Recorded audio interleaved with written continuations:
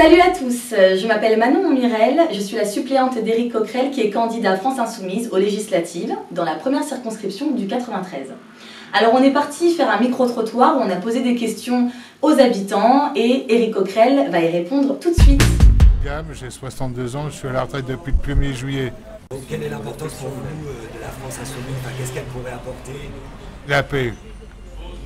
La paix, j'allais dire que nous sommes dans une situation, dans un moment où la guerre économique qui se livre entre les pays, le libre-échange qui n'est en réalité que l'invitation à une concurrence toujours plus grande des peuples entre eux sur fond, j'allais dire, d'une loi de la jungle absolument terrible, et bien en même temps tend absolument les rapports entre les différentes puissances, entre les nations, on le voit partout. On voit partout des menaces de guerre qui augmentent. Par exemple, ce qui se passe au Proche et au Moyen-Orient.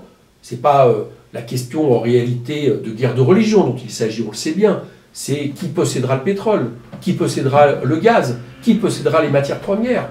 On aura bientôt, si on continue, des guerres pour l'eau. Parce que l'eau aussi va devenir un vrai problème, notamment dans les pays qui, du fait du réchauffement de la planète, vont en manquer de plus en plus. Donc, il faut absolument un président qui défende toujours la question de la paix et de la coopération. Et c'est bien pourquoi, là aussi, pour nous, ça implique plusieurs choses. Ça implique une France non alignée, avec une politique indépendantiste qui sort de l'OTAN, du commandement unifié de l'OTAN.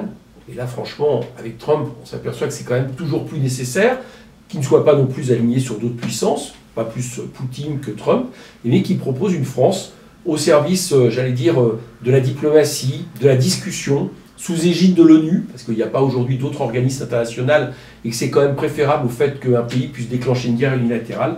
Donc cette question de la paix est évidemment essentielle.